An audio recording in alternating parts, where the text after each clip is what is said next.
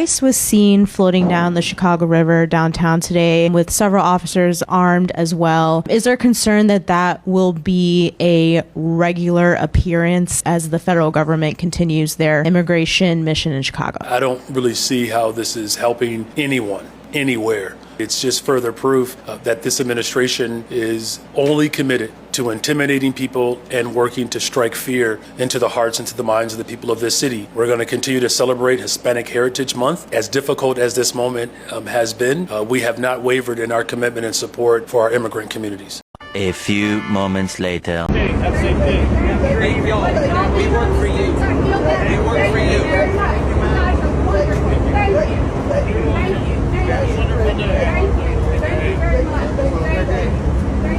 So what you just saw in that opening video is the reaction of at least some Chicago residents to the fact that President Trump is now deploying militarized federal agents in response to what has been several weeks of violent protests and riots outside of ICE facilities in the city of Chicago. And we've covered a few stories about this, particularly that one Democrat congressional candidate who shows up and participates in the riots and then posts videos claiming that she got body slammed by ICE because she refused to move after they asked her, or she stood in front of a car and claimed that ICE was trying to run us over in all of this ridiculous garbage, nonsense, and chaos. And essentially what the Trump administration is now saying is no more garbage, nonsense, and chaos. We are going to step in and do the job of the city police in quelling civil unrest if they refuse to do so. Now, that said, before we get into talking about this and kind of showing you what is now happening as a result of this deployment, I want to ask a sincere question to people. Do the opening video surprise you? The perhaps some level of disconnect between the elected Democrat mayor and the actual constituency of the people of Chicago? Well, that really shouldn't. Because the truth is, despite the fact that, yes, liberal voters exist in this country, and one could make the strong case that, well, they voted for these candidates and they get what they deserve, and that's true. But at the same time, they do not support this. Like, they did not intentionally vote for this. If you asked, I would say 9 out of 10 liberals in this country, hey, you know, when you vote Democrat, does that mean you want to open the border to 10 million people? Does it mean we're just going to allow violent repeat offender criminals out onto the streets again so they can personally attack you and brutalize you and even do worse things than that? Again, the answer there is actually not really yes. Because the truth is that, for instance, in 2020, when Joe Biden was running against Trump, he said a lot of things. Did he ever once say, open the border to 10 million? No. But they did it anyway. And yet they still run around and now claim to be the party of democracy. And this is a repeated trend, frankly, you're seeing not just in America, but many Western nations. We just recently talked about the UK this weekend. I asked the question there. Did the British populace ever once vote to open the border to that many migrants and have the severe problems they are doing right now, right? Did they ever at any point say, yes, we want this, yes, we'll vote for this? No. As a matter of fact, the one time there was a national referendum on it, it was called Brexit. It actually won in an upset victory that people were not expecting, because why is this? As it turns out, even among populations you assume to be more liberal, people at the end of the day do not like crime. They do not like open borders.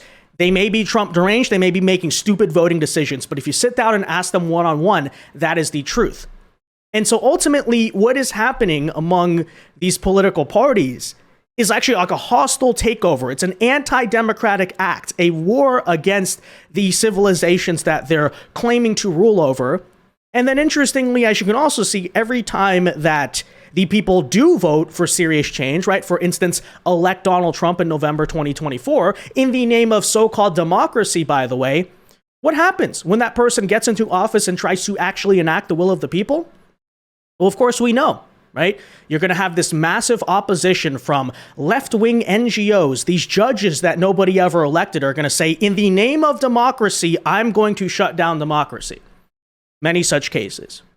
But anyways, we'll talk about that some more. In today's video, I want to get into this entire situation in Chicago. I want to show you some of the riots that have now been crushed as a result of, again, the federal government having to basically act like a sternful parent that is babying these Democrat states that simply refuse to do their own jobs. If you watch Donald Trump's address at the United Nations, you know he made it clear the AI race and blockchain industry are a must-win for the West. There's a reason he tore into the climate agenda, blamed it for crippling the energy output of Western nations, and urged Europe to reject it and return to producing energy for their own citizens. Why is that? Well, there's a lot of components, but a big reason ties back into what I want to talk about today. And that's the massive tidal wave coming in AI and blockchain. So stay with me in the next few minutes because the opportunities we're looking at could be generation defining. When I say a tidal wave of opportunity, I mean it.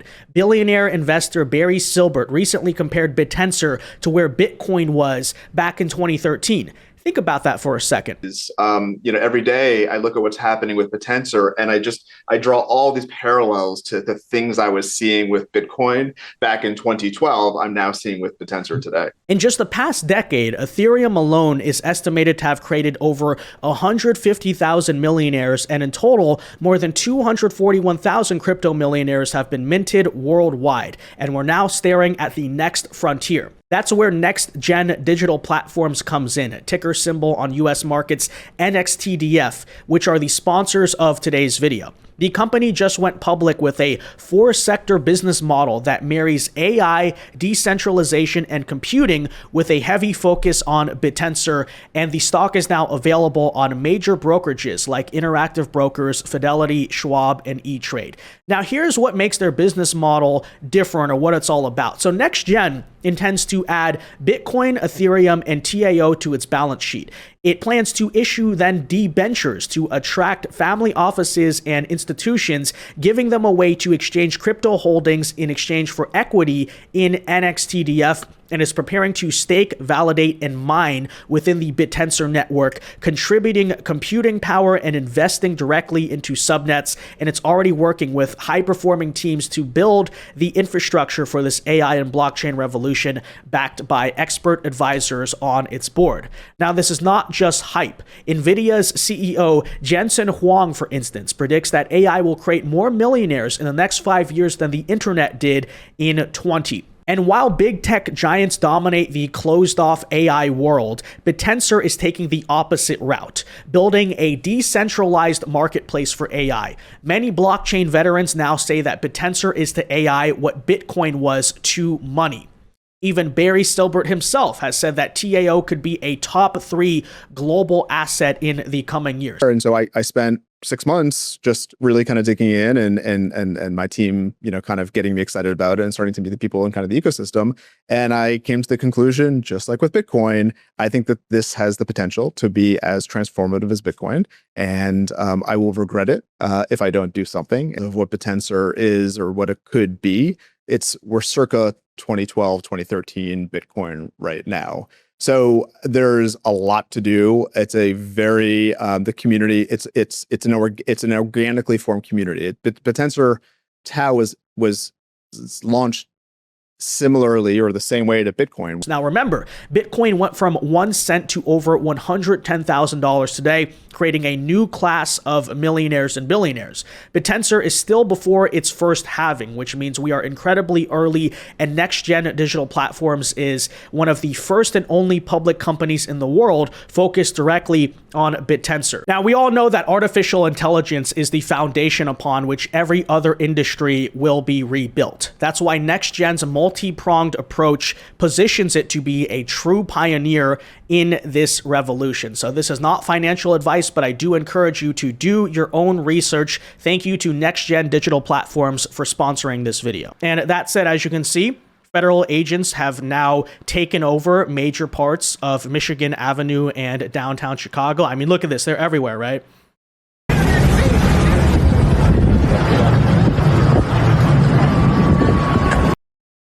Of course, Brandon Johnson, despite the fact that Trump was warning about this for a very long time, has now released a statement criticizing the Trump administration for sending agents without warning, calling it a brazen provocation.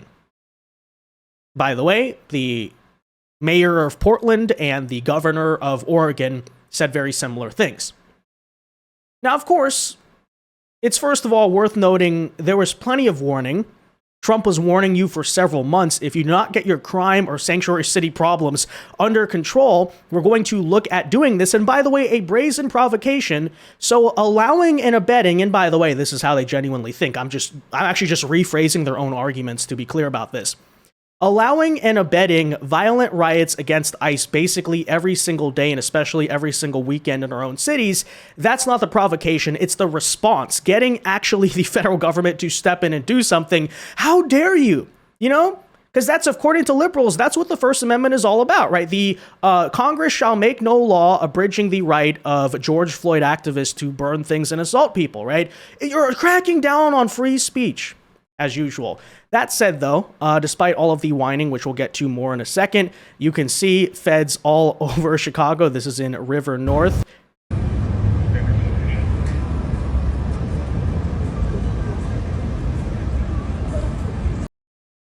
How wonderful. Law enforcement existing in the city of Chicago. That's incredible, guys. And it was just last night where, again, after this was going on for a very long time, we actually did see a scene of the federal agents cracking down and stopping an anti-ICE riot that was breaking out. By the way, you know, according to the Democrats, either this didn't happen or it's clearly a peaceful protest, you know. First Amendment, so much First Amendment going on here, guys, as these people show up in mass and they're lighting fires and burning things, but you know, as usual, when the police respond, that is left-wing protest culture in a nutshell, by the way. Oh, let's show up. Let's literally either provoke people or in many cases outwardly commit violence. And then when the law enforcement people respond to us, of course, you know, let's then go out and claim that, well, they attacked peaceful protesters, right? But with all of that said, here's where the story gets really funny. Because amidst his giant grandstand against President Trump, where he's going out and claiming, we need to stand up and fight. Remember that speech he gave? Hey, Chicago, are you ready to fight back against this president? Running around acting like, oh, I'm the elected mayor. Oh, I have the mandate in support of the people, despite the fact that my approval rating is literally sitting at 10%. That's not even made up. This weekend, Chicago Mayor Brandon Johnson showed up to an event from the Congressional Black Freedom Caucus. Now, here he should be a hero, right? This is a racial Marxist constantly talking about, you know, racism and how anytime anyone disagrees with his insane pro-crime, pro-open borders policies, he's actually just against so-called people of color and all this stuff. So here he is where he belongs, right? A far-left Democrat caucus. And yet look at the reaction he received. It's the irony here is not lost on all of us. While, of course, at the same time, many Chicago residents are further thanking the feds for what is going on. But certainly not least is my good brother and friend. He is the 57th mayor of Chi-Town.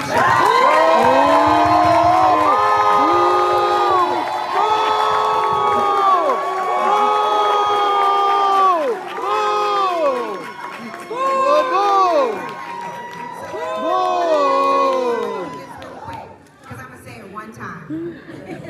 This is a family conversation. No, not when they lie. It's a respectful conversation. We can boo. And this is the only time I'm going to say that. I love y'all. We can boo. With the love of the Lord. I'm saying it one time. Well, needless to say, if Brandon Johnson is even getting booed at an event for congressional black Democrats, I'm not sure he stands much of a chance with the rest of his city or his constituents. That said, once again, is it all that surprising to you? Well, there really shouldn't be. Again, the guy is sitting at like a 10% approval rating, and it's worth noting too here, by the way, that the popular unrest against Chicago's sanctuary city policy is not anything new. I believe Johnson got elected when? 2022? And ever since then, basically from the moment he was elected mayor, people were bringing up concerns about what he was doing. And for months, for years, I should say, actually, he has defended these policies. He has gone on and said it's so amazing. And yet this is the reality. All right, y'all. So a lot of you have seen the migrants on the streets of downtown Chicago, and you've been saying, just wait a week, Sav, once the DNC rolls through, the city is going to come and clean all of those migrants up so we're not seeing them. Now, I'm actually standing outside of one of the migrant hotels here in Chicago, and I found out, because Axios was reporting this, that Chicago Mayor Brandon Johnson has already been trying to do this for months. He's been unsuccessful in it because various city council officials have been pushing back and saying, we don't want these migrants in the suburbs. But this is the same tactic that we've seen deployed time and time again by our leaders here in the U.S. Let's not forget when Gavin Newsom went and cleaned up the homeless and drug addicts out of downtown San Francisco because Xi Jinping was set to arrive there, but he refused to do it for California citizens. Now in Chicago, as a direct result of Kamala Harris's border policy, we have seen 46,000 illegal immigrants make their way to this city. $300 million in taxpayer dollars have been allocated to the food, the shelter, the medical care for these migrants. Meanwhile, the average Chicago resident has been expressing a lot of frustration because they feel that these migrants are being treated better than them.